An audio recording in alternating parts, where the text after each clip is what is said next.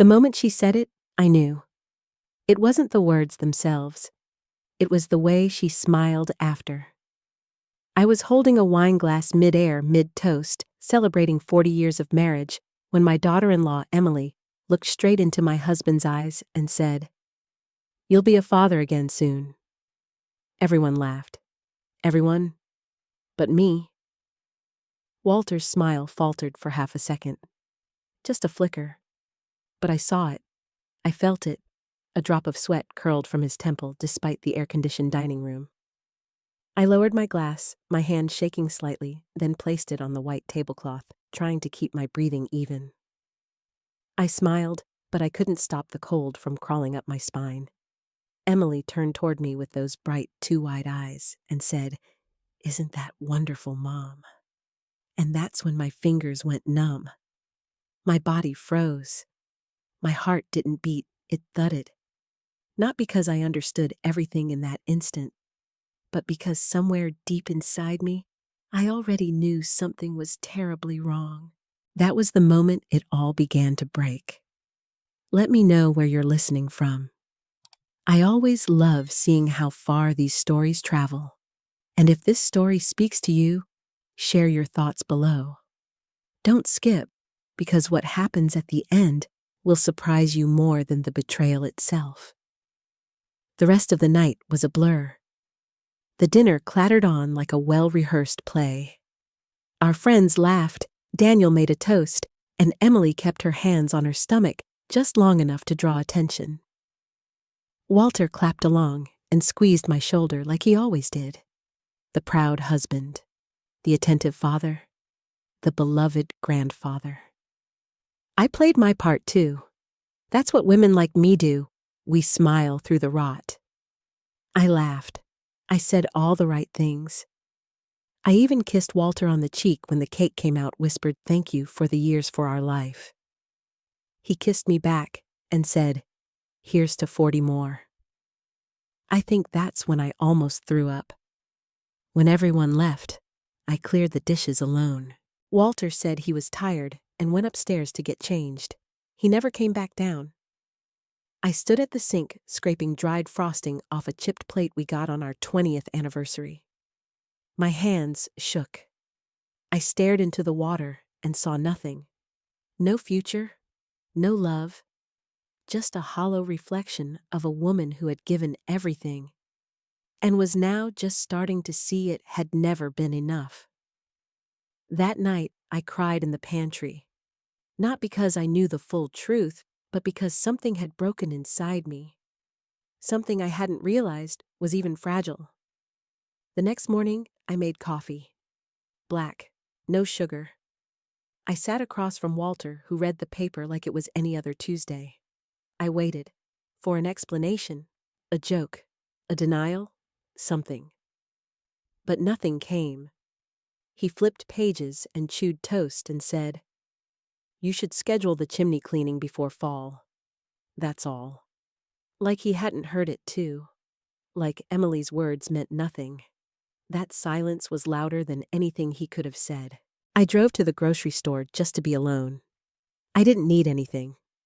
I walked through every aisle, touching cereal boxes and soup cans like they were lifelines. I sat in my car for 20 minutes afterward, staring at the wheel, thinking about what I would say if I asked the question directly. "Are you the father of Emily's child?" No. I couldn't even say it in my head. The thought made me sick. Instead, I told myself I was being paranoid, that maybe Daniel and Emily had been trying for years and hadn't said anything. Maybe this was just a poorly worded announcement. Maybe Walter was smiling because he was going to be a grandfather again.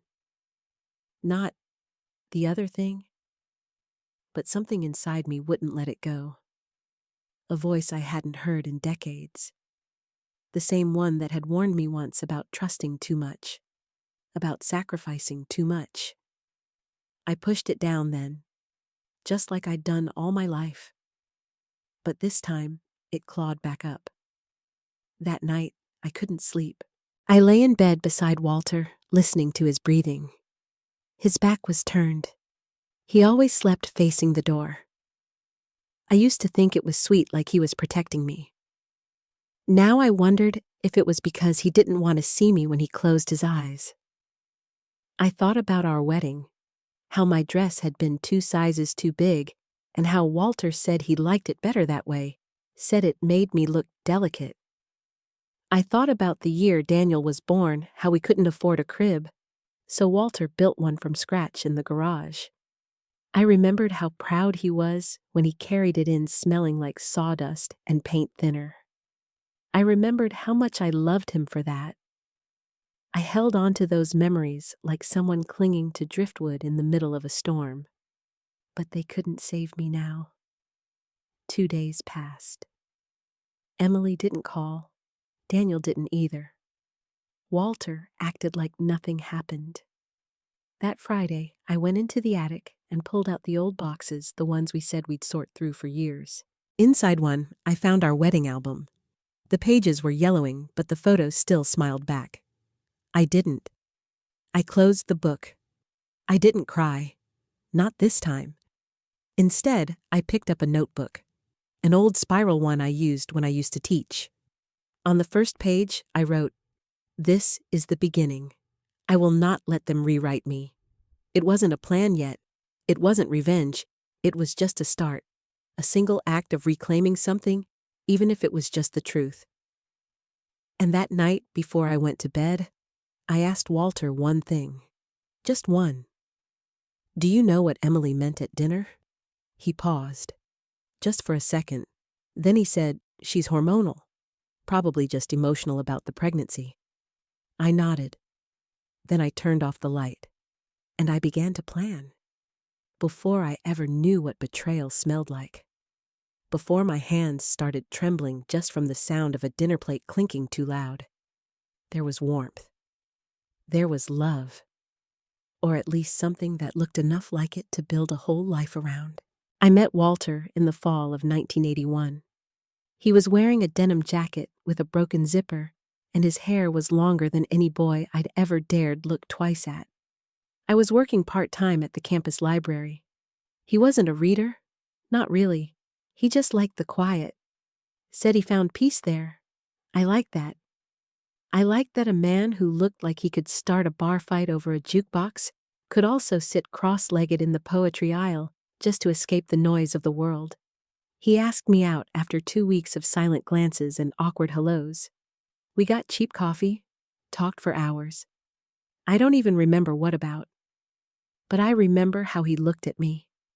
Like I was the only person who had ever really seen him. I think I needed that. I'd grown up quiet, unremarkable, good grades, good manners, not much else. Walter made me feel interesting, necessary. That's a dangerous thing for a woman like me. We got married 3 years later in my parents' backyard under a canopy my uncle built with his bare hands. The flowers were fake. The cake was dry. But I remember being so happy that day, I thought I might float straight into the sky. I wore a dress my mother stitched herself, and Walter kept kissing my hand like he couldn't believe I was real. The early years were hard.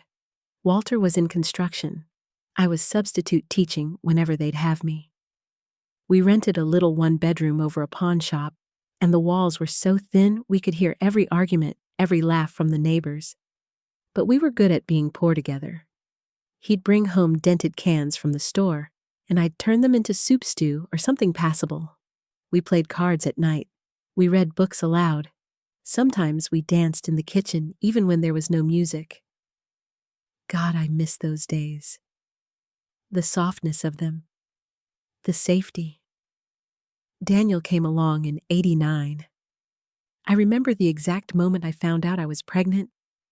I was folding laundry, and I just stopped, like my body knew before my mind did. I sat down on the floor holding Walter's old flannel shirt, and I cried. Not out of fear, but because I knew everything was about to change. Walter was over the moon. He said he wanted to build the crib himself. Said he wanted Daniel to sleep in something made with love. That was Walter. Always doing. Always building.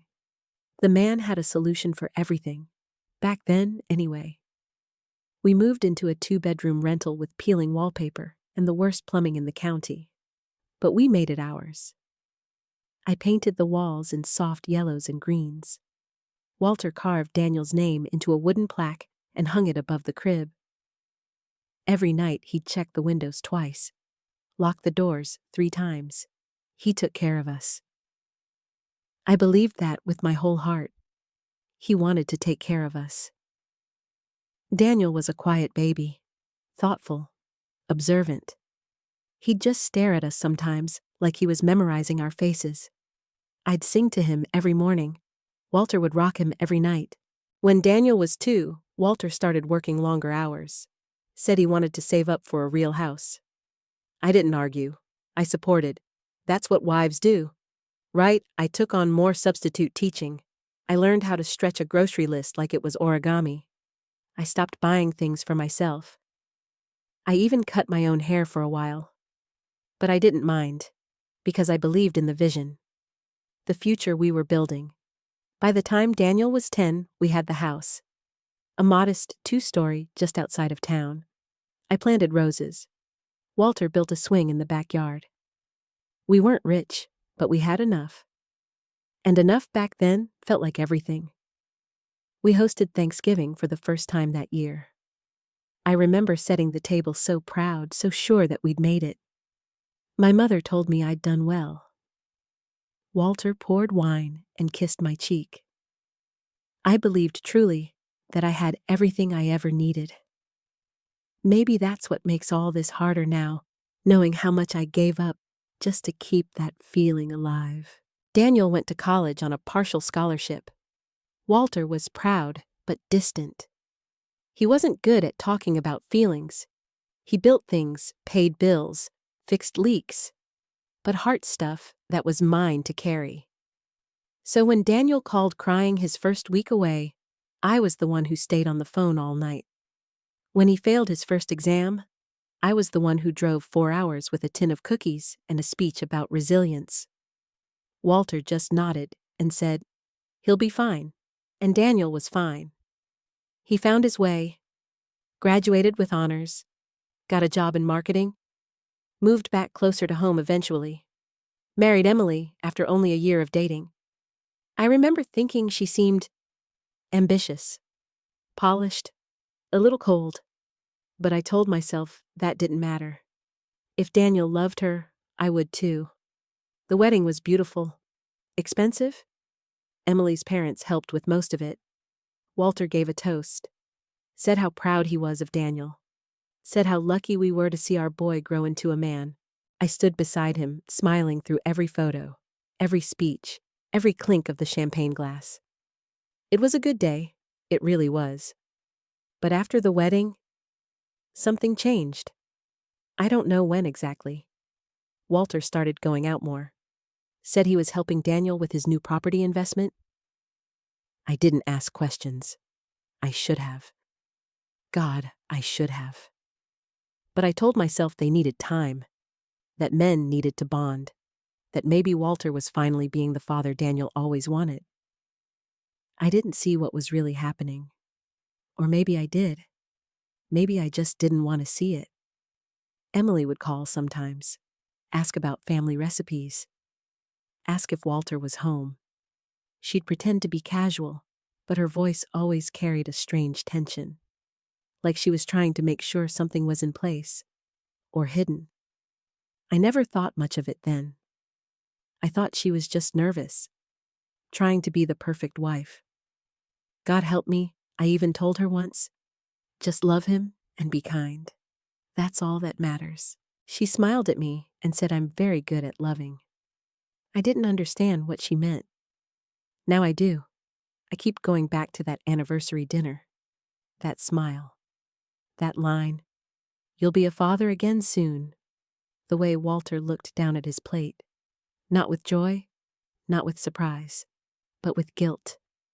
I missed it the first time, but now it plays in my head like a film I can't turn off, over and over. And the more I think about it, the more I realize how many things I missed, how many signs I ignored. because I wanted so badly to believe the story we'd written together. But stories change.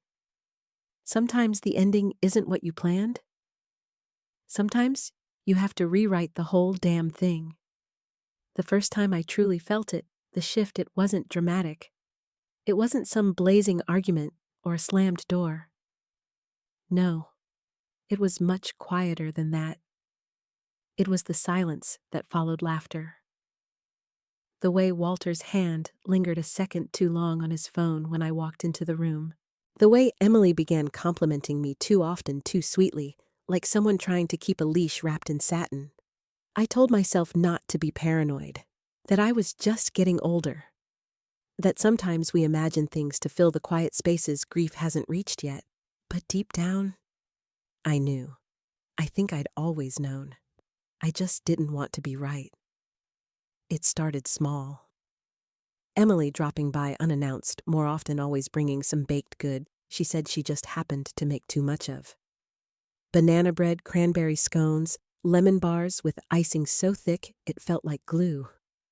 She'd chat with me in the kitchen, ask how I was sleeping, how Walter was doing, how often he went into town now that he wasn't working full-time. Then she'd vanish before Daniel showed up. I didn't ask questions. Not yet. But I started paying attention.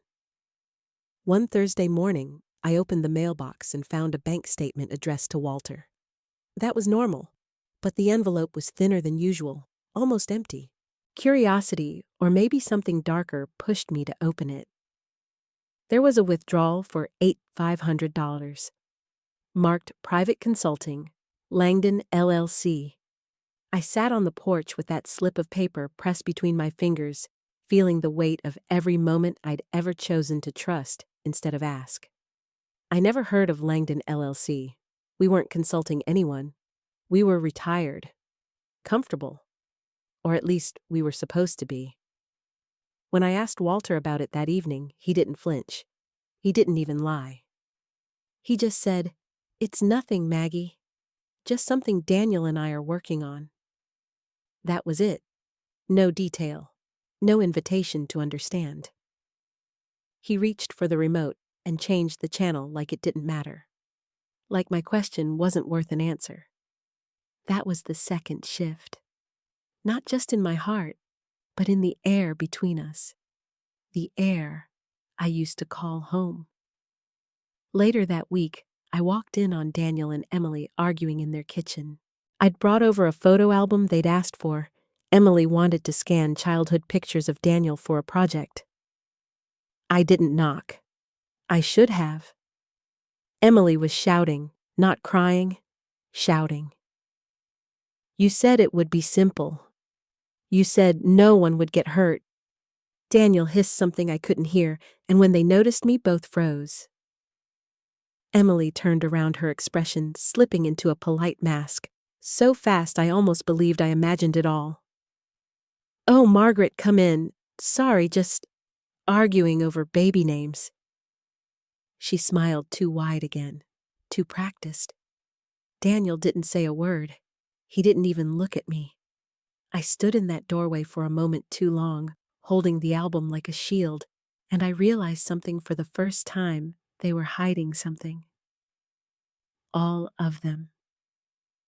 Even Daniel, my son, the boy I raised to speak truth, even when it hurt. He looked through me like I was a stranger now. And Emily! She took the album from my hands, so gently thanked me, then closed the door before I could ask anything else. That door didn't just close on a visit. It closed on a version of my life I had clung to for far too long. I went home. I opened my journal again. Page 2. I wrote, "They are afraid of me knowing something. I don't know what yet. But I will." The next day, I asked Walter if he wanted to go through old tax files with me, a trick really to get him to open the safe. He said no. Said he had errands. He left early and came back after dark. I checked the mileage on his car before he left, then after he came back. 37 miles. I traced a rough circle on a map. Nothing unusual on the direct routes. No clinics, no law offices, no warehouses I could think of. But on the eastern edge of the circle was an office park I didn't recognize. And I noticed something I had missed before: a small set of keys hanging on the hook in the garage, separate from the rest. They were new, polished, and labeled Unit 14B. I didn't say a word. I copied the label, photographed it. I was building something now, not just doubt, but evidence. Not just fear, but clarity. That night, I watched Emily from the dining room window. She pulled into our driveway and walked up with a pink envelope in hand. She gave Walter a hug, a real one, not a daughter-in-law peck, one that lingered, one with breath on the neck. My breath caught. My nails dug into the wood of the windowsill. Walter stepped back from the hug, looked around, and kissed her forehead. Gently, intimately, like a promise. I dropped the curtain and stepped away like it burned me. He came inside minutes later, cheerful, smelling like cologne he hadn't worn in years. Emily dropped off the invitation for the baby shower, he said. You'll love it. She wants you to help plan. He said it like it was normal, like nothing had just happened, like I hadn't just seen the man I married touch another woman, like she was his. That night, I stood in the dark of our bedroom for over an hour, watching him sleep. His chest rose and fell like nothing was wrong, like his conscience had gone on vacation. I wanted to scream, to shake him awake and demand the truth, but I didn't. I lay down beside him and whispered in my own mind, let him sleep. Let him think you don't know. Let him believe you are still the fool he married. Because I had a plan now. Not revenge. Not yet. But something sharper. The beginning of something he would never see coming. I didn't speak a word of it to anyone. Not to Walter. Not to Daniel. Not to the one friend I still trusted from my old teaching days. The one who used to say, Margaret, you've always been too generous with people who don't deserve it. I said nothing, because silence became my only weapon. And if I had learned anything in 40 years of marriage, it was this: when men think you're not paying attention, they tell on themselves. Not with words, but with comfort, with arrogance, with carelessness. I began waking up earlier than Walter. Not to make him breakfast like I always had, but to check the mailbox before he could.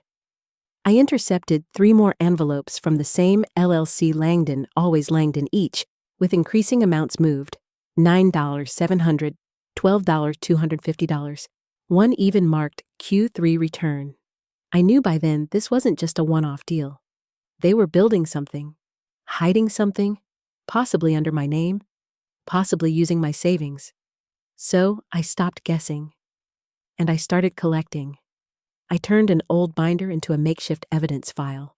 I logged every suspicious movement, copied documents, took photos, even Walter's phone screen when he left it unlocked, which he did more and more often now, as if the idea of me discovering anything was beneath consideration.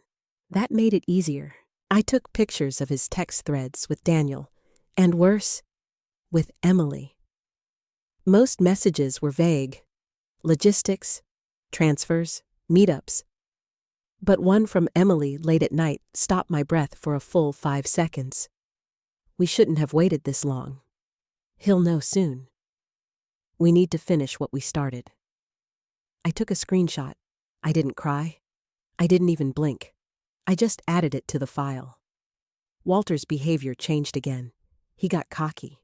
He started joking about early retirement, about cutting off the old world and starting fresh in Florida. I smiled, nodded, even asked questions like, do you think Daniel would want to move too? He looked relieved that I was still so docile, still willing to accept his breadcrumbs as bread. I learned to laugh with him again, lightly, carefully. It was a mask I wore well, but underneath it I was sharpening something. Not just knowledge, but legal weight. I scheduled an appointment with a lawyer 2 towns over. Told Walter it was book club, which he'd never shown interest in anyway.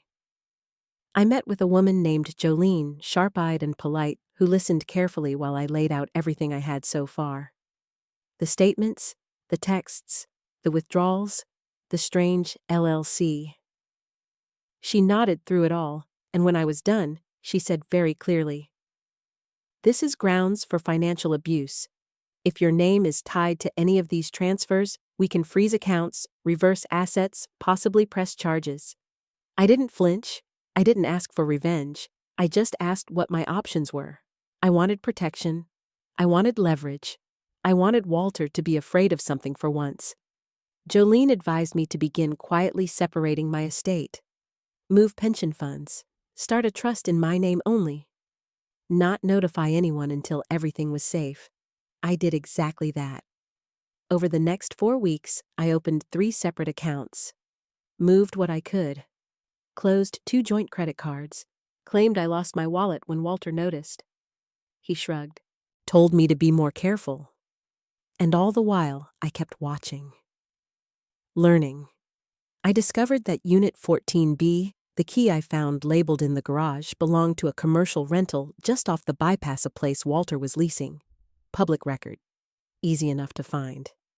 The business registered under Langdon LLC was listed as Family Development Consulting. The irony was almost comedic. I asked Jolene to run background checks. She called me 2 days later. Daniel's name is on the Articles of Organization. Emily's listed as the silent financial officer. My hands went cold. "And you, Margaret," she added carefully, "are listed as the primary guarantor." I couldn't speak, couldn't breathe. I whispered, "What does that mean?" Jolene replied, "If the business fails, you're liable. If they take loans, they're using your credit profile as the backbone. Did you sign anything?" "No," I said, not knowingly. That night, I watched Walter sleep again. But this time, I stood beside the bed and whispered softly, "You signed my name." I didn't wake him. I didn't need to. The words were for me. I needed to hear them aloud, needed to break the seal on my own denial. In the coming days, I took one more step. I bought a voice recorder. Small, cheap. I slipped it under the passenger seat of Walter's car. Set it to voice-activated mode. It would only record when someone spoke. I waited 2 days before retrieving it. When I played it back, my hands shook. There were dozens of fragments most useless. But then, a conversation between Walter and Daniel. The audio was muffled but clear enough. "Daniel, what if she finds out Walter?" "She won't. She's never asked about money in 40 years. She doesn't even know what a liability clause is." "Daniel, but the baby Walter. We'll take care of it. Just focus on Emily." "Daniel, you really think she'll go for Florida?" "Walter? Of course. She doesn't want to be alone. And when we're gone, you and Emily can take over everything." I stopped the tape. I sat at the kitchen table for what felt like hours. My breath was shallow. My pulse roared in my ears. When we're gone. They were planning a future that didn't include me. Not really. They needed me to believe I was part of it until I wasn't. Until everything I'd helped build could be passed over like some cheap piece of furniture. So I added the recording to my binder, and I made a decision. I wouldn't confront Walter yet, not with yelling, not with tears. That would give him too much power. No. I would let him believe in his little kingdom a while longer. Let him think I was still in the dark, that I still loved him blindly, that I was still the woman who once folded his socks into perfect pairs because it made him feel cared for. But I wasn't her anymore. I was something else now, something sharper, quieter, and I would wait. Not forever, just long enough to let them finish digging the hole they planned to toss me into. Because I'd already started building the ladder out. It was mid-October when everything changed. I remember the leaves, orange and gold clinging to the trees like they knew the fall was coming, but weren't ready to let go. I used to love that time of year. The crisp air, the smell of cinnamon in the stores, the excuse to wear the old knitted cardigan Walter always said, made me look like someone's sweet aunt. I used to laugh when he said that. This year, I wore it like armor. I was sitting at my kitchen table poring over more documents from Jolene's office financial filings company, registrations witness affidavits for forged signatures when I came across it. One signature, sloppily done, dated last April, had my full legal name on it. Margaret Eliza Clark. I never signed my middle name. Not once in my life. I stared at that line for over a minute before I even exhaled. That was it. That was the proof. Not suspicion. Not gut instinct. Cold legal proof that Walter had forged my name, and with it tied me to over $300,000 in liability. I didn't cry. I didn't scream. I didn't even stand. I just sat there, hand clenched around the pen I'd been using, and let the rage settle over me like frost. I went upstairs to the bedroom, opened the closet, and from the back of the top shelf, I pulled down the brown box I'd hidden years ago, the one labeled Wills and Old Tax Stuff. Inside was our joint will untouched since Daniel's college graduation, the one that gave Walter executor status. That had my name signed beside his on every clause. I removed it carefully, slipped it into my purse, and replaced it with a different folder one Jolene had drawn up for me 3 days ago. A new will, my own trust, a full severance of every shared asset I could isolate.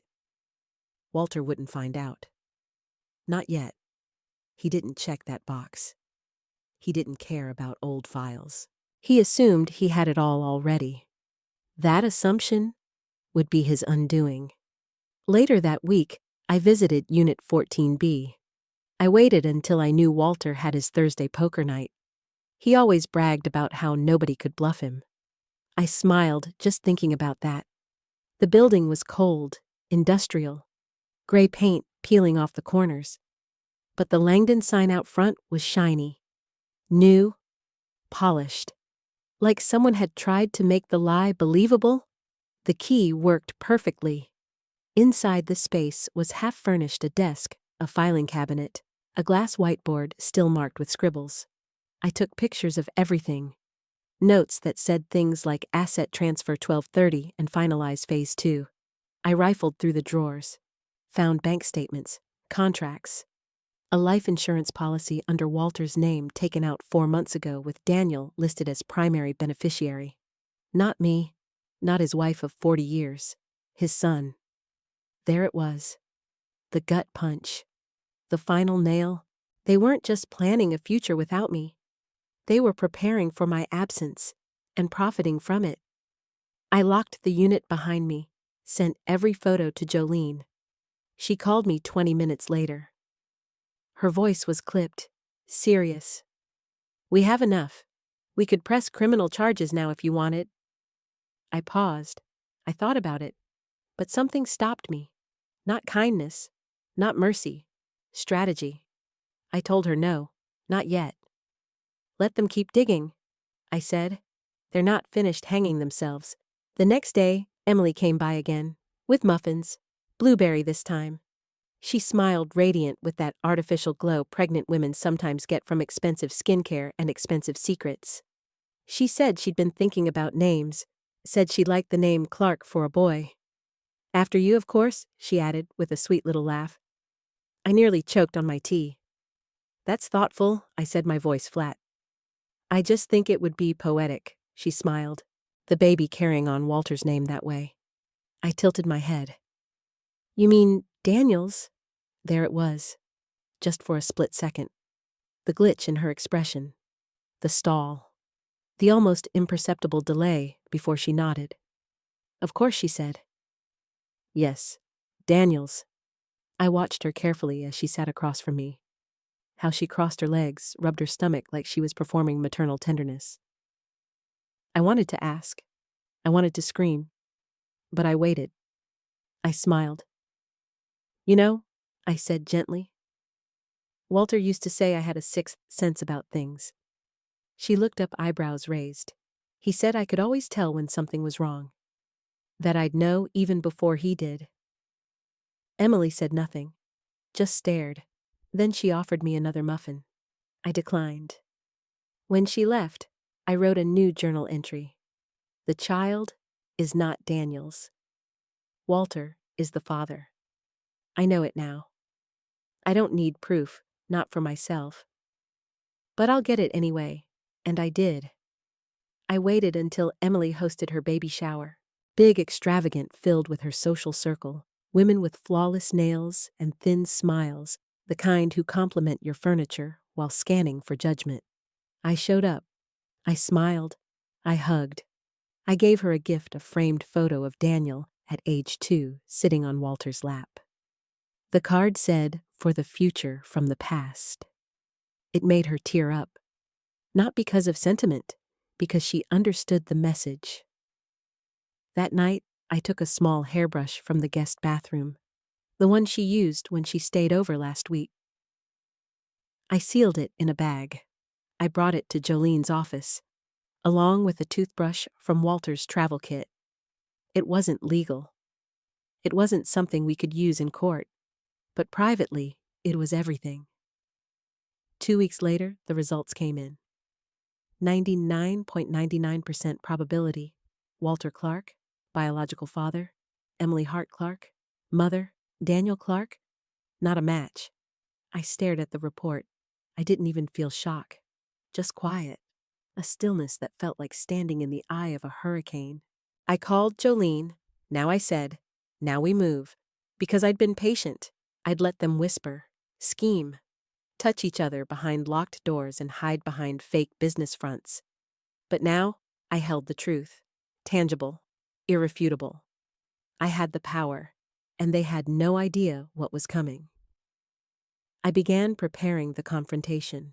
Not in anger, not in chaos, but in control. And Walter wouldn't see it until it was far too late.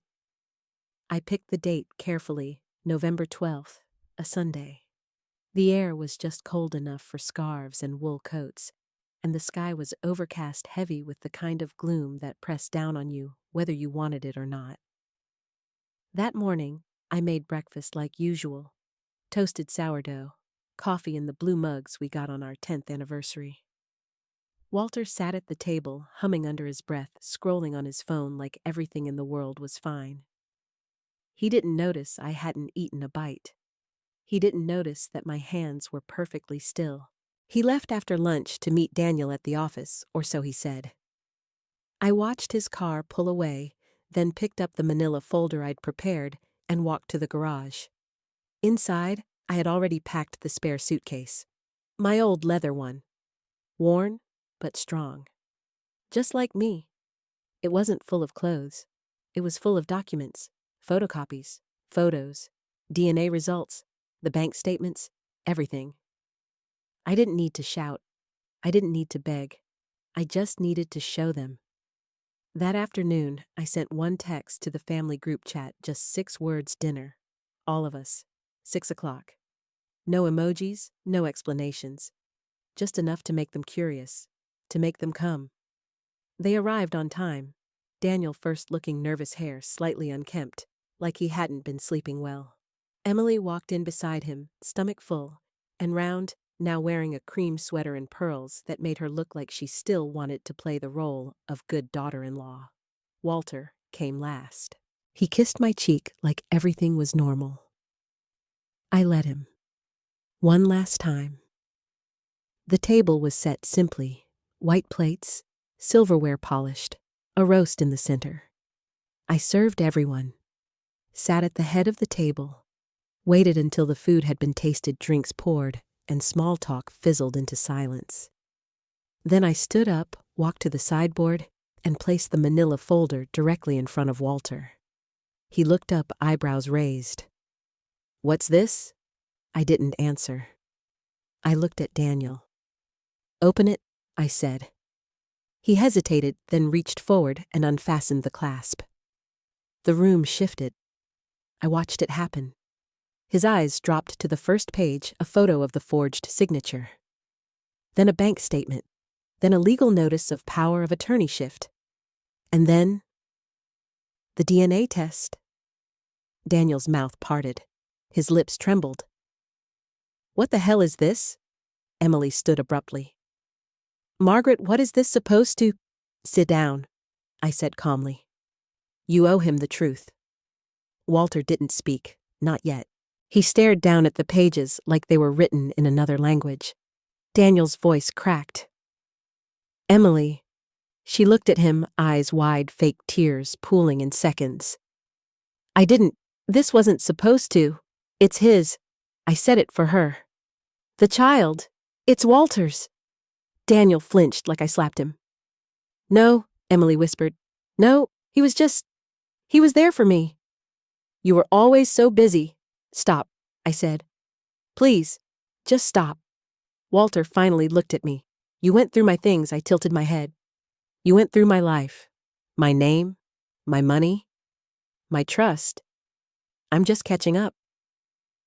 Daniel stood, threw the folder across the table. "You slept with my father." Emily turned to him desperate. "It wasn't like that. He said you didn't love me. He said you were distant, that you'd understand." Daniel's voice was cold now. "I didn't understand, because I trusted you." Walter tried to speak then. "Son, listen, it's complicated." "No," Daniel said. "It's disgusting." He left, just like that. Walked out the door down the front steps. Didn't look back. Emily collapsed into the chair, hand on her belly, face pale. "You don't understand, Margaret. I didn't want this." "Then you shouldn't have had it," I said. Walter sat frozen hands on the table. "You've been planning this?" "Yes," I said. "For months." He shook his head. "You think you're going to ruin me with some papers?" I smiled. "I already have." I laid out everything for him. How the trust had been moved. How every asset with my name on it had been protected. How Jolene had filed the paperwork to remove me from liability on Langdon LLC. How legal proceedings for fraud were drafted and ready to go. How I had submitted a notarized statement and copies of his forged signature, complete with timestamps and documented history. "You used me," I said. "You involved me without consent. You planned to retire off the back of a lie. And when that wasn't enough, you slept with the mother of your own grandchild." Emily sobbed beside him, covering her face. Walter's voice broke low. "You think this is justice?" "No," I said. "This is survival." I stood, walked to the cabinet, pulled out one last envelope. "This is from my attorney," I said. "You'll find the divorce filings inside. The asset split is detailed. Do not contest it. If you do, I'll move forward with criminal charges." He stared at me like he didn't recognize me, and that's when I finally saw it. Fear, real fear. Not for money, not even for his reputation, but because he knew he'd lost. He didn't speak again. Emily stood slowly. What happens to me?" I looked at her belly. "You'll raise your child, alone, with the truth. I won't report you, Emily. But if you contact Daniel again, or try to access anything with my name on it, I will bury you legally. That's not a threat. That's a promise." She nodded, still shaking. I walked to the door and opened it. "You can both leave now." Walter stood slower than I'd ever seen him. Years older than he'd looked that morning. As he passed me, he stopped. "Was any of it real?" he asked. I looked at him. "All of it was," I said. "Until it wasn't. They left. Just like that." The house was quiet after. Too quiet. I stood there for a long time, staring at the empty chairs. The roast gone cold, the glasses half full. But I didn't feel broken. Not anymore. I felt finished, like a wound finally sealed. The days that followed were quiet, but not peaceful. More like the stillness after a wreck, when the metal has stopped twisting and the screams have faded, but the debris still lies scattered across the road. I moved slowly through the house, opened windows I hadn't touched in years, washed sheets I didn't plan to use again. Every motion felt deliberate, like I was saying goodbye to something with each task. Goodbye to the woman who used to hum while she vacuumed. Goodbye to the wife who believed that loyalty guaranteed safety. Goodbye to the mother who thought raising a good son meant she'd never be betrayed by him. Daniel didn't call. Not for 2 days. I wasn't surprised.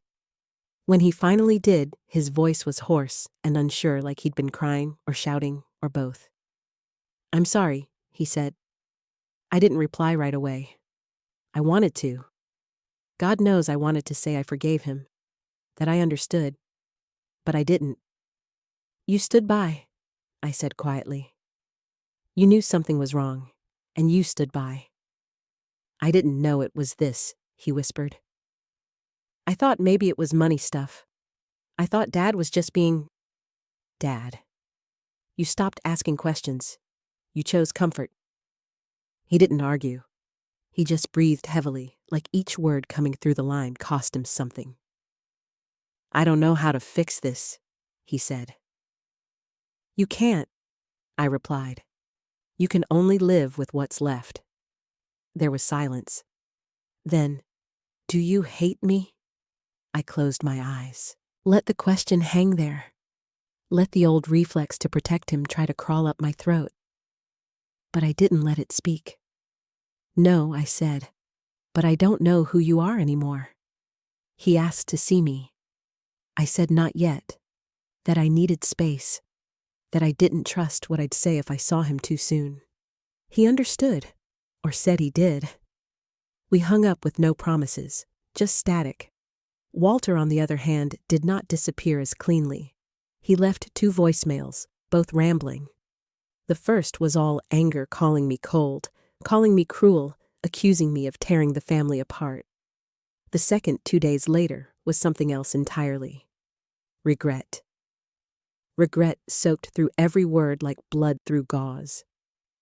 "I don't know why I did it," he said. "Maybe because I felt old, invisible. Maybe because Emily—" She looked at me like I still mattered. I deleted it before he could finish. What did he expect? Sympathy, redemption, a soft place to land. No. He had built his fate, brick by brick, lie by lie. And now he could sit in the house he once ruled, surrounded by the echoes of what he destroyed. Emily stayed gone. She didn't try to contact me, didn't send a note. I later heard from Jolene that she'd moved back in with her mother, a cold, prideful woman who'd once told me at the wedding that our side of the family had nice, simple charm. I wondered what she thought now, holding her daughter through the shame of becoming both a mother and a pariah in the same breath. Maybe she blamed me. Maybe she blamed Walter. It didn't matter. The truth was set. Nothing could erase it now. But even with the truth on my side, even with every legal thread tightened neatly into place, something inside me stayed raw, frayed. Because justice isn't comfort. Winning doesn't heal everything. It just stops the bleeding. Some wounds you have to stitch shut on your own. So that's what I did. I went to the beach house that week, the little one I'd bought under my name. 2 bedrooms, pale walls, hardwood floors that creaked when I walked barefoot at night.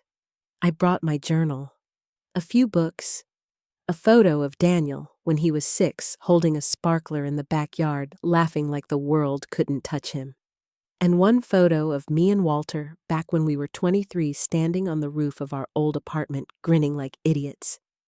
I kept that one photo, not for him, for her, for the woman I used to be. The waves became my routine. Coffee in the morning, sand between my toes, long walks with no destination. I cooked for myself again. Simple things. Tomato soup, roasted squash. Things I liked. No one else's preferences.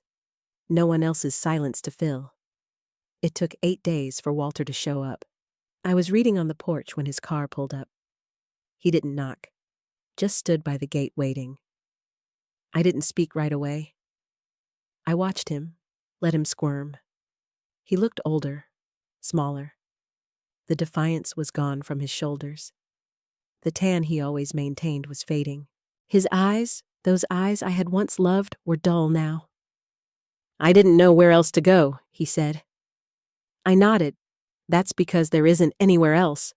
I needed to tell you I'm sorry." "You did?" He swallowed hard. "I was weak and stupid and scared of getting old, but I never stopped loving you." I stood slowly, walked to the gate. "You stopped honoring me?" I said. "And that's worse." He nodded, looked down. "I understand if you can't forgive me." "I can't," I said. "Not now." He started to turn away, but I stopped him. "But I don't want to carry hate, Walter. That part of me, it's tired." He turned back, hopeful. "This isn't an invitation," I said. "It's a goodbye." He nodded, and this time he didn't argue. He walked back to the car, drove away without another word, and just like that, it was done. Not healed, not forgotten, but closed. I exhaled, long and deep. Later that night, I wrote in my journal. Just one sentence. He said he still loved me, but I've finally remembered how to love myself more. Winter crept in quietly that year. The beach house, once alive with sunlight and birdsong, grew silent beneath layers of cold fog and salt wind. I didn't mind it. The quiet felt earned, now not lonely. I wrapped myself in thick sweaters, cooked hearty meals for one, and watched the tide pull in and out like breath. Sometimes I sat on the porch with a blanket and a cup of coffee, listening to the world whisper. Other times, I read old books I never finished, or wrote letters I'd never send. Closure isn't an event. It's a slow, heavy unfurling. Daniel came to see me in late December. He didn't warn me, just showed up on a Wednesday afternoon, parked his car by the dunes, and stood there like a boy waiting to be invited inside. I opened the door and stepped onto the porch. "You look good," he said. "I feel different," I replied. He walked up slowly, unsure. "I wasn't sure if you'd let me come." "I'm not angry anymore," I said, "but I'm still deciding what that means." He nodded, swallowed. I saw his jaw tighten, that same little tick he had when he was nervous before piano recitals. "I left her," he said. "I moved into a rental across town. We haven't spoken in weeks." I waited. "I took a DNA test myself," he continued. "Didn't want to believe it until I saw it. Sometimes it takes seeing the fire before we admit it's burning," I said. He looked up at me with tears in his eyes. "I didn't know, Mom. I swear. I knew something wasn't right, but I didn't know it was that." "You looked away," I said gently. "That's almost the same thing." He lowered his gaze, ashamed. "I was scared. Dad was always so sure, and Emily, she made it seem like I was the one pulling away." "You were," I said, "but not because of malice. Because you inherited your father's silence." Daniel flinched, but didn't deny it. "I want to be better," he said. "I want to repair what I can. I don't expect forgiveness, but I want to earn your trust again." I looked at my son, the man, the broken edges, the regret in his posture. And beneath all of it, I saw the boy who used to climb into my lap when he couldn't sleep. The one who asked me if dreams were real because his felt too bright to be fake. My heart softened, not from obligation, not from pity, but from love. A real, painful, bruised kind of love. "Come inside," I said. We sat in the kitchen where I made soup and poured tea. He told me about the things he'd discovered. The accounts Walter had opened. The way Emily spun things so tightly, He couldn't tell where her version of truth ended and his began. I listened. He didn't make excuses. That mattered. Every few minutes he'd stop and ask, "Do you want me to stop?" And I'd shake my head. No, I wanted to know. I needed the shape of the damage to understand where to rebuild. He pulled something from his coat pocket, an old photograph, one I hadn't seen in years. Me holding him on his first day of school. My smile wide, his cheeks puffed from tears. "You held my hand the whole walk there," he said. "I was scared. You told me I could be scared and brave at the same time." I nodded. It's still true. Daniel looked at me, then eyes glassy. "Can I come back?" "Not to live. Just to be in your life again?" I reached across the table and touched his hand. It trembled under mine. "Yes," I said, "but not as the boy I raised, as the man who's willing to show up even when it's hard." He nodded, wiped his eyes. We sat in silence after that, the kind that doesn't ache, the kind that says we're still here. When he left, he hugged me. Not like a child, not like a goodbye, but like someone who had lost and found something in the same breath. After he drove away, I walked along the shoreline. The tide was coming in, curling around my boots, icy and cleansing. I thought about Emily, about the child she'd raise alone. Part of me still wanted to scream at her to ask why she chose him, but another part pitied her. She'd built her future on sand and sugar, and now it was collapsing. Maybe she'd learned something from it. Maybe not. Either way, it wasn't mine to fix. Walter hadn't reached out again. Not since the beach house.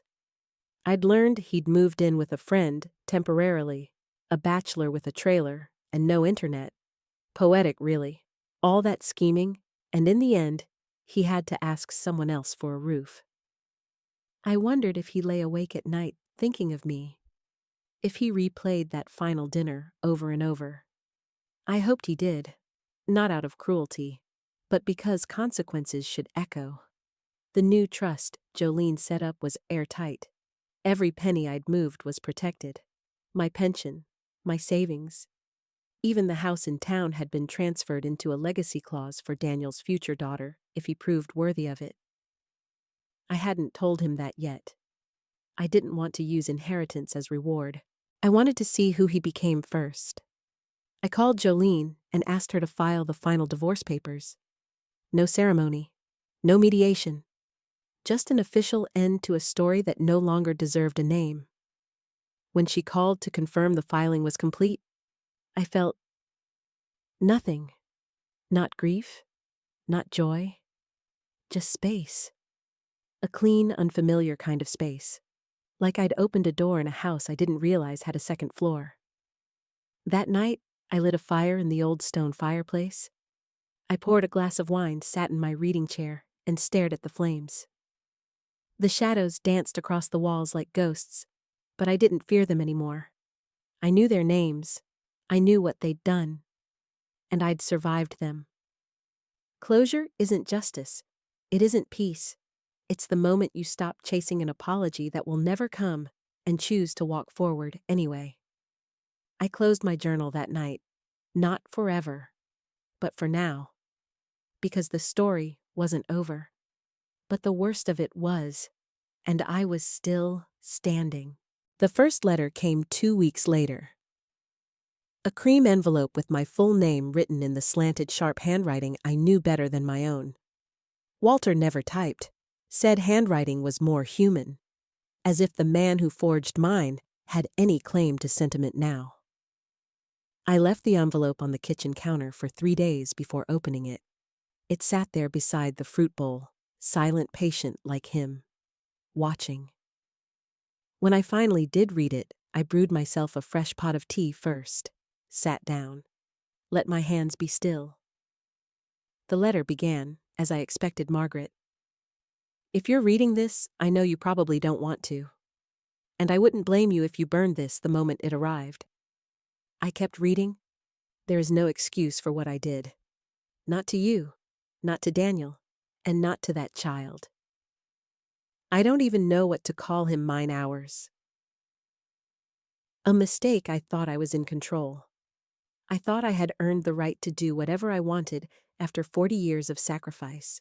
I told myself you'd forgive me like always, but I never stopped to ask whether I deserved that forgiveness. The letter went on for pages. He described the affair with Emily in painful, squirming detail. How it began with casual flirtation during Daniel's absences. How it felt like a second youth, and how shame didn't catch up until it was too late. He said Emily told him she felt trapped, that Daniel had grown cold, that he was just like me, detached, distant. I believed her. I think I wanted to, because if she was telling the truth, then it made what we were doing seem less cruel. But it wasn't less cruel. It was worse. He talked about the business, how he roped Daniel into it under the guise of teaching him the ropes. But in truth, it was just a way to divert funds. A vanity project. A backdoor to early retirement. He admitted forging my signature, claimed he'd planned to confess eventually. That's always the excuse. Eventually. Near the end, the tone shifted. I keep thinking about your hands. The way they used to brush my hair back when I got headaches. The way they clapped for Daniel at his high school graduation. The way they shook the last time I saw you. I don't deserve to ask you for anything. But if there's room in your heart for it, I hope you'll think of the best parts of me sometimes. I lost them, but I think you kept them. I folded the letter slowly, placed it back in the envelope, and tucked it inside the old photo album. Not because I forgave him, but because part of me, the last sliver of warmth still beating inside the wreckage, needed to believe that shame had caught up with him. That remorse had teeth. A week later, another envelope arrived. This time, not from Walter. It was from his attorney. Inside, a certified check for $28,000. No note, no explanation, just a whisper of what he owed me. I didn't deposit it. I called Jolene instead. She advised me to sit with it before deciding. You're not obligated to accept money from a man who betrayed you, she said. But you're also not obligated to make your healing harder out of principle. She was right. I thought about it for a few days. I remembered all the times I'd paid bills quietly when Walter's projects ran over budget. The nights I cut corners on groceries to keep Daniel in art classes. I remembered the anniversary Walter forgot because he was too tired, and the year he used my birthday fund to fix his truck engine. I deposited the check. Not as a peace offering, as back pay. Walter didn't write again, and I didn't expect him to. His silence now felt appropriate, like a final curtain had dropped and he finally knew better than to lift it. Emily never resurfaced. I heard through a friend that she gave birth to a boy in January, healthy, black hair, blue eyes. Daniel didn't attend. Walter wasn't on the birth certificate. I felt nothing when I learned that. Just a vague chill, like a ghost had brushed past me and kept walking. Daniel came back to visit often. Not to plead, not to perform, just to be present. He helped me replant the garden behind the beach house, brought groceries, cleaned out the attic. He never asked for the past to be undone, and I never offered it. But slowly, in the quiet hours between chores and long drives, something like trust began to bloom again. Not the old kind, not blind or assumed, but the kind you build brick by brick after a fire. One night after dinner, we sat on the back porch listening to the tide. Daniel turned to me and said, "Do you think we'll ever be like we were?" "No," I said honestly, "but that doesn't mean we can't be something else, something real." He nodded. "I'll take that." We didn't speak for a long time after that, just sat together breathing in the same rhythm, like we used to when he was little and afraid of thunderstorms. I remembered those nights, The way he'd grip my arm and whisper, "Is it over yet?" And I'd say, "Almost. Just stay close." I think that's what we were doing now, staying close, until it passed. By spring, I felt different, lighter. I donated most of the furniture from the old house, sold the antiques Walter used to hoard, took down all the framed awards, replaced them with photos of places I wanted to go. Ireland, Patagonia, a hiking trail in Oregon. I didn't need them to be promises, just possibilities. Jolene finalized the last round of estate adjustments. Everything was now under my name, locked and secure. Daniel's name was not yet on anything, not until a 5-year review. That was my line. A quiet test of consistency. I wrote a new will. It included a clause for the granddaughter I hoped to meet someday, a legacy account she could access when she turned 25. I called it the Second Chances Fund. I smiled when I signed it. That night, I walked the shoreline again, bare feet pressing into cool sand. The stars above me shimmered like old secrets finally let go. I stood still for a while, just breathing, just existing, and I realized something then. I didn't need an ending. I didn't need revenge to be satisfied. I didn't even need Walter's words to feel whole. I had everything I needed, right here, inside me. I didn't expect her to come, not after all the silence, not after all the damage. But there she was, standing at the edge of my porch in the pale light of early morning, wrapped in a gray coat, too thin for the wind, holding a diaper bag in one hand and a baby carrier in the other. Emily, and a child that belonged to a man I used to call husband. I stood at the screen door, unsure whether to step out or shut it. "Can I come in?" she asked. Her voice wasn't sweet anymore. It wasn't polished or bright or rehearsed. It was tired. Honest, maybe for the first time. I didn't answer. I opened the door and stepped aside. She walked in slowly, like someone crossing a minefield. The baby slept soundly, cheeks flushed, wrapped in a yellow blanket. She placed the carrier on the floor, sat on the edge of the couch, and looked at her hands for a long while before speaking. "I'm not here to ask for anything," she said. I nodded. "I just needed someone to know I exist," she added, "that he exists."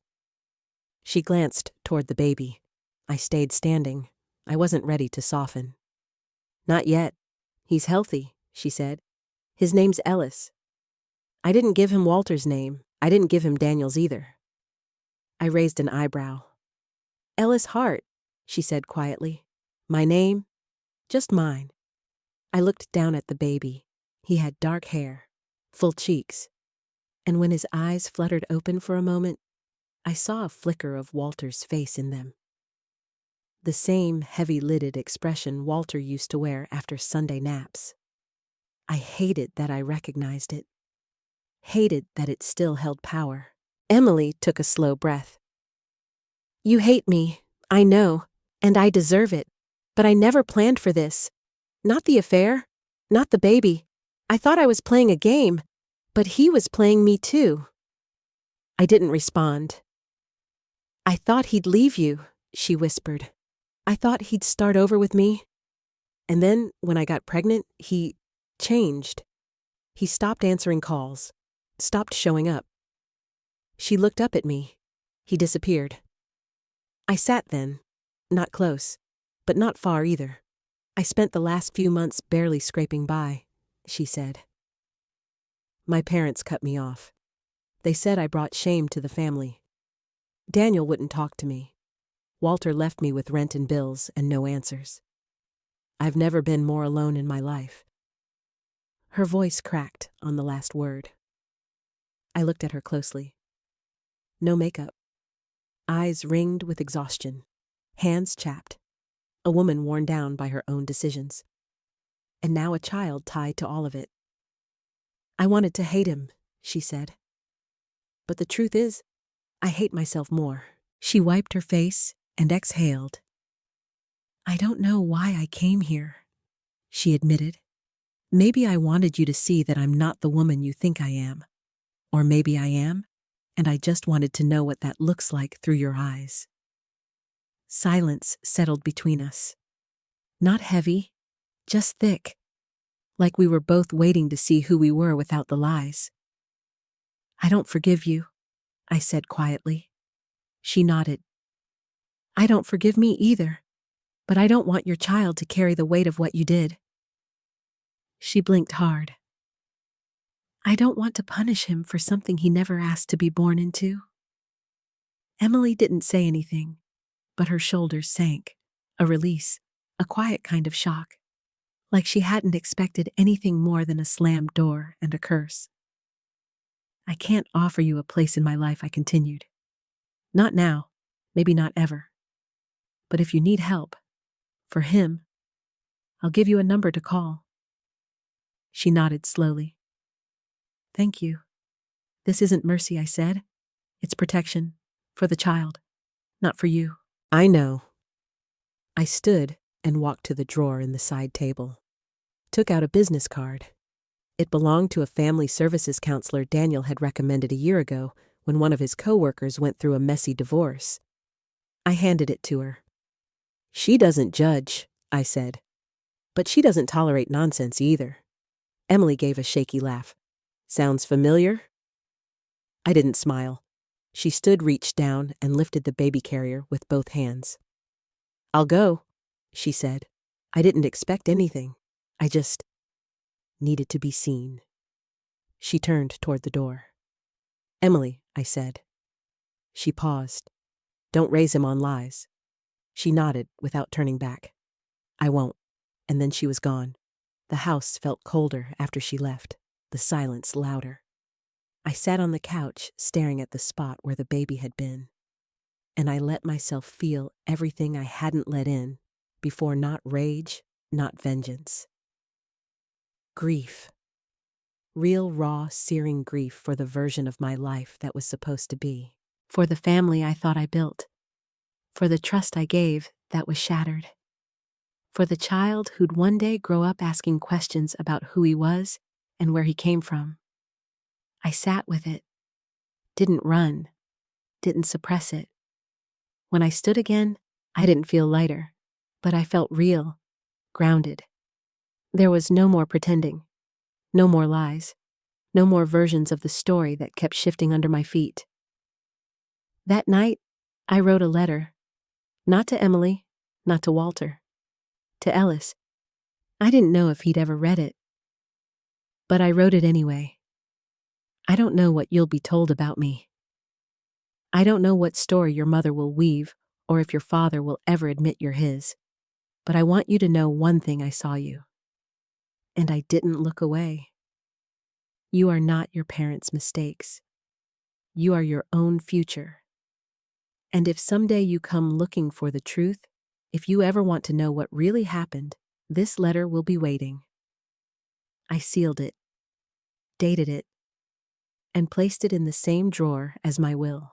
Because I don't know what kind of man Ellis will become. But I know this: he'll grow up with questions. And if he comes to me someday, I'll have answers. Unflinching, clear, and honest. Because the truth, when held in your hands, should never be denied to the innocent. By early spring, something in me had shifted, not in a grand cinematic way, no sweeping music or thunderous breakthroughs. It was quieter than that. I began waking up without dread in my chest. I walked the length of the beach house barefoot again, feeling the wood under my feet instead of pacing like a ghost. I cooked full meals. I read 3 novels in a month. And I smiled. Once or twice. Real ones. Small, but true. Daniel started coming around more often, not with gifts or guilt, but with time. One afternoon he arrived with a small bag of groceries and a flat of seedlings. Basil, tomatoes, peppers. Thought maybe we could start a garden, he said, setting them down on the back steps, like he wasn't sure if I'd let him stay. I nodded. Okay. That was all it took. We spent the rest of that day on our knees in the dirt, reworking the little patch of soil behind the house. He asked questions about spacing, about how deep to plant. I answered one word at a time. The rhythm between us was slow, cautious, but it was there. The pauses weren't stiff anymore. Just careful, like two people testing the depth of something before jumping in. One evening, after we'd cleaned up and were sitting on the porch with cold tea and aching backs, Daniel cleared his throat. "There's something I want to give you," he said. I turned, guarded. "It's not money," he added. I waited. He reached into his coat and pulled out an envelope. Inside was a letter handwritten and 2 sets of papers. "I've been working with a therapist," he said. "She suggested I write this." I opened the letter. His handwriting hadn't changed since high school wide loop's awkward spacing. I read in silence. "Mom, there is no way to undo what's been done. No way to unsay what I didn't say when it mattered. I was weak, afraid. Not of you, never of you, but of what it would mean to admit my father wasn't who I thought he was. That Emily wasn't either. I think I clung to denial because it was the only thing I could control. But I saw the way you stood, the way you held your silence until it was a weapon, the way you dismantled everything they built behind your back. And I've never been more ashamed or more proud to be your son. I don't want to inherit anything, not trust funds, not land, not titles. I want to earn my place beside you again, brick by brick.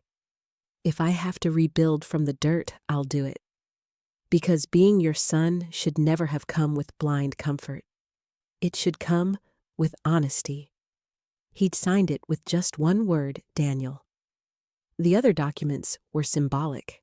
A release of inheritance claim. A notarized affidavit stating he would not contest the trust will or estate transitions I'd made. Legally unnecessary, but emotionally, it felt like a boundary he was placing around me, not to exclude himself, but to protect me from ever having to question his motives again. I folded the letter and placed it in my lap. "Thank you," I said, not for the gesture, but for the clarity. He exhaled. His shoulders dropped. "That means more than you know." There was still pain between us. Wounds that didn't close with letters or legal forms. But there was something stronger too. A shared understanding. A quiet commitment. I didn't need Daniel to be perfect. I just needed him to be honest. And for the first time in a long time, I believed he could be. Later that week, I went into town to pick up supplies and ran into Jolene outside the courthouse. She was dressed sharply as always, sunglasses tucked into her blazer. "You look good," she said. "Less tight." I chuckled. I finally exhaled. She nodded. "That's how you know it's over." We had lunch. She told me a few new clients had asked about the woman who dismantled her family empire with a smile and a binder. I laughed until I nearly cried. "They think I smiled?" She smirked. "Apparently your reputation is legend now." I didn't know whether to be flattered or horrified. I returned home that afternoon to find a letter in the mailbox. Not from Walter, not from Emily, from a law office in Jacksonville. Inside confirmation of a finalized paternity suit. Filed by Emily naming Walter Clark as the biological father of Ellis Hart. The court had ruled in her favor. Attached was a single line from Walter's legal team: "Mr. Clark has surrendered all parental rights. He will provide no financial support and accepts full legal severance." I stared at the letter for a long time. Not because I was surprised, but because it felt like the final proof that he'd become exactly who I feared he was. A man who vanished when truth demanded something of him. I placed the letter in a box marked Legacy. Not because it deserved to be kept, but because someday if Ellis ever came looking, I'd have it. just like the letter I'd written him, just like the photos, just like the truth. The garden Daniel and I planted started to bloom in April. Tiny green sprouts pushing up through the soil like promises kept. I found myself smiling more, sleeping better, even dreaming again. I visited my old house one last time. It had been listed for sale. Walter couldn't afford to keep it after the split. I stood in the driveway, stared up at the windows, and whispered, "I loved you once, but you don't belong to me anymore." Then I turned and walked away. Sometimes healing looks like fire. Sometimes it looks like a door closing, but sometimes it's just a quiet step in the other direction. I didn't need him anymore. I didn't need them. I had a garden, I had my son, and I had myself. For the first time in decades, that was more than enough. I spent that summer surrounded by quiet victories. The garden behind the beach house grew fuller than I expected. Basil bushes curling over the edge of their planters, fat tomatoes ripening under the sun, a stubborn row of peppers that finally burst into color by July. Each bloom felt like a small defiance. Each fruit a quiet confirmation I could still create something good, something honest, something rooted. Daniel visited weekly now, not out of guilt, but out of rhythm. He brought fresh bread from the farmer's market, helped me build trellises, and told me stories from his office job. Sometimes he spoke about therapy. He'd mention realizations, how he'd been taught not to question authority, how his version of family had been built on a fragile kind of trust. I didn't interrupt. I listened. I didn't need him to hurt for me. I just needed him to grow. In early August, he asked if he could bring someone to dinner. "Just a friend," he said. I agreed cautiously. That Friday, he arrived with a woman named Kate, kind eyes, thoughtful words. She helped me slice vegetables, asked about the herbs in the garden, and laughed at my stories without flinching. After they left, I stood at the sink, washing dishes, and realized I hadn't felt the urge to defend myself all night. That was new. That was healing. I pulled the old photo albums down from the closet that weekend. Not to cry, but to remember. I sat on the floor flipping pages, each image a frozen echo. Walter and I, at 25, standing in front of our first apartment, both sunburned and beaming. Daniel, at age 7, hugging a stuffed dinosaur with a missing eye. Thanksgiving tables, birthday candles, 100 little lies lovingly dressed as truth. I pulled 3 photos aside and tucked them into a small envelope. The rest I placed into a storage box. Not out of anger, just readiness. I walked up to the attic, opened the old cedar chest, and placed the box inside. Then I noticed something I hadn't remembered. Was there a bundle of letters tied with blue ribbon? My letters, ones I wrote Walter when we were dating during our first years of marriage, even during Daniel's infancy. I hadn't realized he kept them. I sat cross-legged on the floor and untied the ribbon. My words stared back at me in shaky cursive, so young, so eager, so trusting. Walter, I know we're broke and tired and living on peanut butter, but I've never been happier. I believe in you. I believe in us. Another 1 years later, Danny took his first steps today. You missed it, but it's okay. He's going to take 1 million more, and we'll see plenty of them together. And later still, sometimes I feel invisible, not unloved, just unseen. But I tell myself we're just busy, that we'll come back to each other when things calm down. I folded the letters slowly. I didn't cry. I placed them into a fireproof box. Not because I wanted to protect them, but because I didn't want to burn them either. They were pieces of me. And even if the people I wrote them to didn't deserve them anymore, I did. I deserved to remember who I had been. 2 weeks later, I received a small certified package. No return address. Inside a formal document, Walter's will recently amended. A letter was clipped to the front. Margaret. This isn't an apology. You already heard that? This is a correction. I've left everything to Ellis. He's innocent. He deserves a chance. I know this doesn't undo what I've done. But maybe it keeps it from repeating. It was signed simply W. I sat with it for hours. Not because I needed anything from him, but because for once, he had done something entirely separate from manipulation. It wasn't redemption. It wasn't forgiveness. But it was an ending. A real one. I took that document to Jolene, who looked it over and confirmed its legitimacy. She closed the file on Walter's estate, saying simply, "This chapter's finished." And I believed her. Daniel found the letter one day while helping organize the garage. He read it silently, then looked up at me. "Do you think he really changed at the end?" I shook my head. "I don't know. But sometimes the attempt matters more than the success." He didn't press further. That too was growth. That fall, I began writing. Not letters, not journals, something more structured. A story, mine in a way, but not entirely. A woman, a betrayal, a child born of secrets. It poured out of me like breath I'd held in too long. I didn't write it to publish. I wrote it to remember, to understand. I walked the shoreline each morning with a thermos of tea and let the sea breeze pull the final strands of bitterness from me. I wasn't naive. I knew pain didn't vanish. It just folded itself into softer shapes. And then one bright Saturday in October, a letter arrived.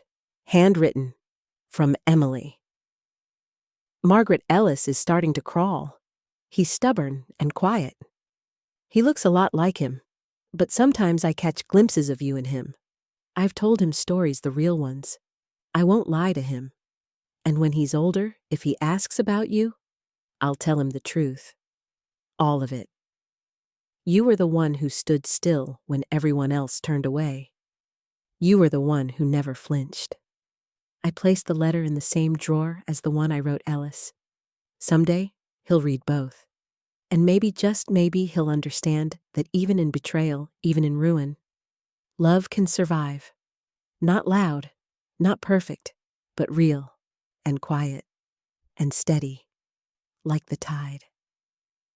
The last journal entry I ever wrote came on a Sunday morning, the first cold one of November. I remember the sky overcast, soft with silver clouds, the kind of quiet you could feel in your bones. I'd been up since before dawn, standing in the kitchen with a mug of chamomile and the scent of toast warming the air. I didn't feel lonely, just still. I sat down at the small writing desk in the living room, opened the leather-bound journal I'd filled over the course of a year, and wrote 6 simple words. It's time to stop writing this. Not because the story was over, but because it had finally settled. Daniel arrived late that afternoon. He came alone with dirt on his sleeves and sun on his face. "Got the fall crops in," he said, placing a paper bag of apples on the table. "Thought you'd want first pick." I smiled. You remembered. He sat across from me, quieter these days, not out of guilt, but peace. He'd stopped trying to prove something. That was how I knew he was becoming the man I'd hoped for. We shared tea on the back porch, watched birds land on the railings. He told me Kate had gotten a new job, a promotion with less stress. He said he wasn't sure what the future held, but he wasn't afraid of it anymore. That was enough. After he left, I went back inside and did something I'd been meaning to do for a while. I opened the drawer where the letter to Ellis sat and placed beside it the one Emily had written me. Then I added the photo, the one of Ellis from last Christmas, that Daniel had given me quietly, saying, "She asked if you'd like one. No strings." I hadn't replied then, but I took the photo. It showed a baby boy in a knitted blue sweater sitting beside a small wooden toy. Chubby cheeks, a solemn gaze, the same eyes Walter had, and mine. I didn't feel anger. I didn't feel grief. I just felt distance. That kind of soft detachment that happens when the past has finally let go of its grip on your ribs. And in that moment, something shifted. I pulled out the old will, the one Jolene and I had revised together, and added a clause. Just a few lines, a conditional provision that would release a modest education fund for Ellis Hart, to be held in trust until he turned 25. No press, no ceremony, no claim to legacy. Just a silent gesture sealed away until the time was right. I didn't do it for Emily, or Walter, or even to rewrite history. I did it because I wanted to plant one more seed before I closed the door. Not every act of grace needs an audience. The next morning, I woke early and went into town. I bought a simple blazer, soft beige, tailored, but not stiff. It reminded me of the version of myself I'd become. Solid, clear, but still warm. I wore it that afternoon when I went to sign the final paperwork at Jolene's office, the full trust closure, the finalized estate filings, the last piece of a puzzle that had once felt like it might swallow me whole. Jolene slid the documents across the table. "You sure you don't want to leave a letter with it?" For Daniel, I shook my head. He already knows. She nodded. And the rest? I smiled. Handled. I signed. Dated. Closed the folder. As I stood to leave, Jolene said something I'll never forget. "You've outlived your betrayal." I turned to her. No, I outgrew it. On the drive home, I didn't play music. I let the silence fill the space, knowing it didn't come from emptiness anymore. It came from completion. That night, I lit a fire in the fireplace. Not because it was cold, but because I wanted to watch something burn gently, beautifully, and end as ash without pain. I sat beside it, holding a cup of tea, and felt the weight of years finally settle into something light. I pulled out the last photo, the one from our 40th anniversary dinner. The one that captured the moment just before Emily made her announcement. Everyone smiling, me mid-laugh. Walter frozen in the half-second before guilt twisted his mouth. I stared at it. And then, without ceremony, I folded it once, twice, and placed it into the flames. It curled, blackened, and disappeared. I didn't need to keep it. I had survived it. I had rebuilt, not from nothing, but from truth. I walked to the back porch one last time that year, wrapped in a blanket, and looked at the stars. I thought about all the versions of myself that had lived and died in this story. The girl who believed in forever. The wife who loved without limits. The mother who stood by even when it hurt. And finally, the woman who had learned how to draw a line, to protect what remained, to begin again. And if Ellis ever came to see me one day, if he ever knocked on my door full of questions and carrying the weight of a past he didn't choose, I'd open it. I'd show him the letters, the photos. I'd tell him the truth, the whole of it, without flinching, because silence protects liars, but truth protects the ones who come after. And that is the only kind of legacy worth leaving.